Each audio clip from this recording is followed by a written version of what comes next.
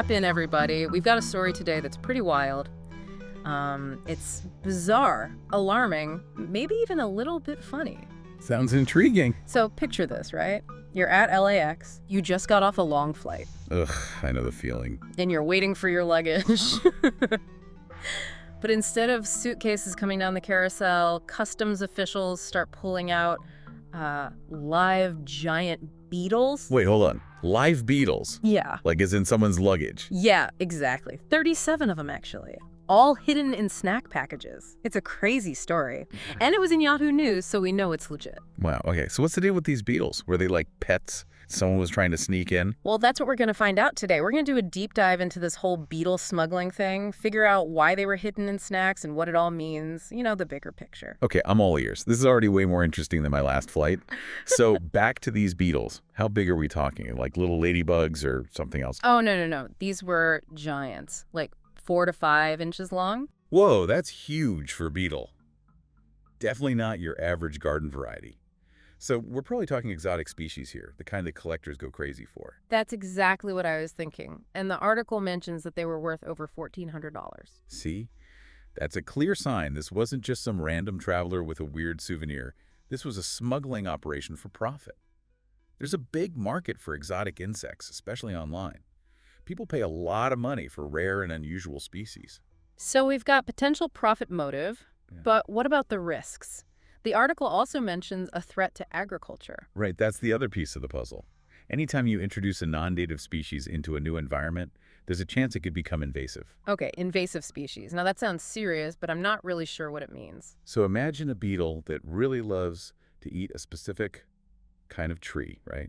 If it ends up in a place where those trees are abundant and it has no natural predators, it can multiply like crazy and start causing serious damage. So like eating all the crops, that's bad news. Exactly. And there are real-world examples of this happening. The emerald ash borer, for instance. It's a tiny beetle from Asia. But it's been devastating ash trees in North America for years, costing billions of dollars in damage and control efforts. Wow, so these beetles and snack packages are a bigger deal than they might seem at first glance. But I still don't get the snack thing. Why try to sneak beetles in with food? Wouldn't that ruin the snacks? And who wants to eat beetle-infested chips? Yeah, it seems strange. My guess is they figured the snacks would be tossed anyway, so it was all about concealment. Makes sense. Customs probably checks food differently than, say, luggage full of clothes. Right. It's about exploiting loopholes. But clearly it backfired this time. Big time. So what happened to the beetles after they were caught? Well, the good news is they weren't exterminated. Seems like they'll be donated to a local zoo. Oh, wow, that's kind of ironic. Smuggled beetles become zoo attractions. Well, think about it now. They have the potential to educate people about conservation. They're like accidental ambassadors. That's a good spin on it. But it also raises a question.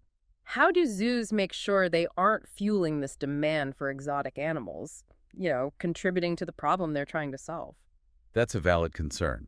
We'll dive into that a bit more when we get into the illegal wildlife trade as a whole. But the bottom line is reputable zoos are super careful about their practices. They prioritize conservation and educating the public. Good to know. So we've got these beetles smuggled in snacks worth a good chunk of change and potentially harmful to the environment. It's like a weird mix of nature documentary and crime thriller. But how common is this kind of thing? Are beetle busts just the tip of the iceberg? That's the million-dollar question, and unfortunately, it's a big iceberg. Yeah. We're talking about a multi-billion-dollar illegal wildlife trade that affects countless species worldwide. Whoa, okay. That's heavy. But before we spiral down that rabbit hole, I think we need to back up a bit. Yeah, good idea. Let's break down the illegal wildlife trade itself. What's driving it? Who are the players? All the good stuff. Perfect. We'll get into all of that right after we take a quick break, so don't go anywhere. All right, so we're back and ready to dive into the darker side of things. Yeah, the illegal wildlife trade. Yeah. Not exactly lighthearted cocktail party conversation. Definitely not. But it's important, right? I mean, before the break, you mentioned it's a multi-billion-dollar industry. That's huge. Bigger than I ever imagined. It is massive. And it's a serious threat to biodiversity worldwide. So how did it get so big? What's driving this whole thing? Well, you've got demand, right? People want exotic pets, rare plants, animal products. Yeah, but why? It's not like everyone's walking around with a pet tiger or a rhino horn in their living room. True. But there are collectors, Yeah. right? People who see these things as status symbols. And then there's the traditional medicine market. Some cultures believe certain animal parts have healing property. Oh, right. I've heard of that. So it's kind of like a supply and demand thing, except with endangered species. Exactly. The rarer something is, the more valuable it becomes. And that creates a powerful incentive for poachers and smugglers. Okay, that makes sense. But who are these people? Are we talking about like organized crime syndicates? It varies. Sometimes it's small-scale poachers just trying to make a living, Hmm. but there are definitely sophisticated criminal networks involved too. Wow, it's kind of scary to think about. It feels so far away, like something that happens in other countries, not here. It's a global problem, and it's closer than you might think. So, what can we do about it? Is it even possible to stop something this big? It's a huge challenge, but not hopeless. There are a lot of people working hard to protect endangered species and fight the illegal wildlife trade. Like, give me some examples. What's being done to tackle this? Well, there are organizations like the Wildlife Conservation Society. They work on the ground to protect habitats and stop poaching. Okay, that's good. So there are boots on the ground, so to speak. Right. And then you've got groups like Traffic. They focus on monitoring the trade routes and markets, trying to track where these illegal products are going. Like detectives of the animal world. Kind of, yeah. And then there's the World Wildlife Fund. They do a lot of advocacy work, pushing for stronger laws and enforcement, trying to raise awareness about the issue. So it's like a multi-pronged approach, everyone working together. Exactly. It takes a global effort. Governments, organizations, individuals, everyone has a role to play. Okay, so I get that. But what can like one person actually do? It all feels so big and overwhelming. Well, start by being an informed consumer. When you buy anything, do your research. Research. Yeah, like if you're buying a pet, make sure it's not an endangered species. Or if you see something suspicious online, like someone selling a rare animal product. Report it. Exactly. Yeah. Every little bit helps. You can contact the authorities or organizations like the International Fund for Animal Welfare. I'll keep that in mind. It makes me feel like I can actually do something, even if it's small. You absolutely can. Okay, so we've talked about the problem, the players, the solutions, but I keep thinking about those beetles and the snack packages. It's such a weird detail. It is strange, isn't it? But it also highlights something important. What's that? The illegal wildlife trade is often hidden in plain sight. It's happening in markets, online, even through seemingly innocent shipments like those snacks. So it's like we need to be more aware, pay attention to what's going on around us, not just assume everything is what it seems. Right. The more we know, the better we can identify and report suspicious activity, and hopefully help put a stop to it. Okay, that makes sense.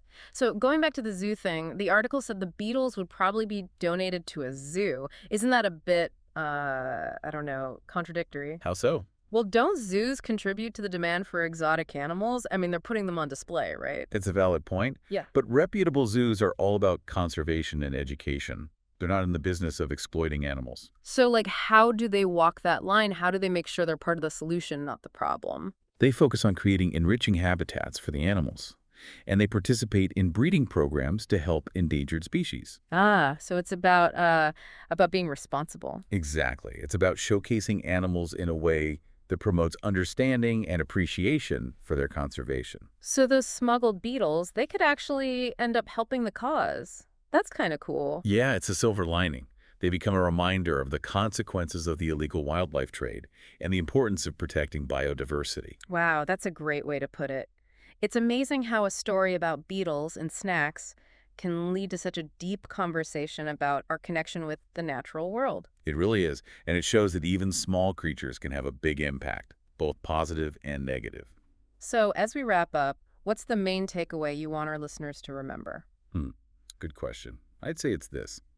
Stay curious, stay informed, and stay engaged. The illegal wildlife trade is a complex issue, but we can all be part of the solution. Even small actions can make a difference. Well said. And to our listeners, we encourage you to do your own research. Learn about the amazing creatures in your area and the organizations working to protect them. Yeah, get involved. It's a fascinating and important topic. And the more we learn, the more we can appreciate and protect the incredible biodiversity of our planet. Well, that about wraps up our deep dive into the world of smuggled beetles and the illegal wildlife trade.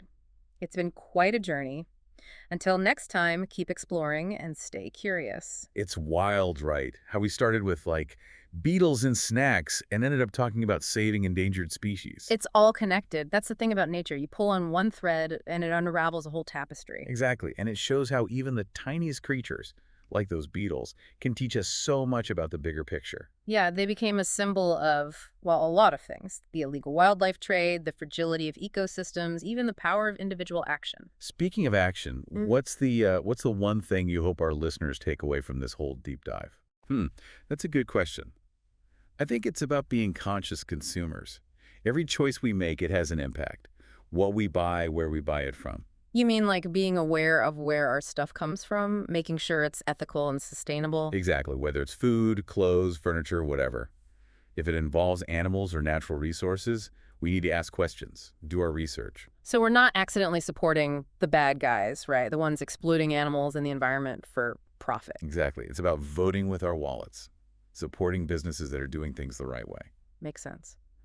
Okay, well, I think that's a great place to wrap things up. Thanks so much for joining us today, everyone. It's been, well, it's been an adventure, to say the least. It has. And remember, the world is full of amazing creatures and stories waiting to be discovered. So stay curious, stay informed, and keep exploring. We'll catch you next time on The Deep Dive.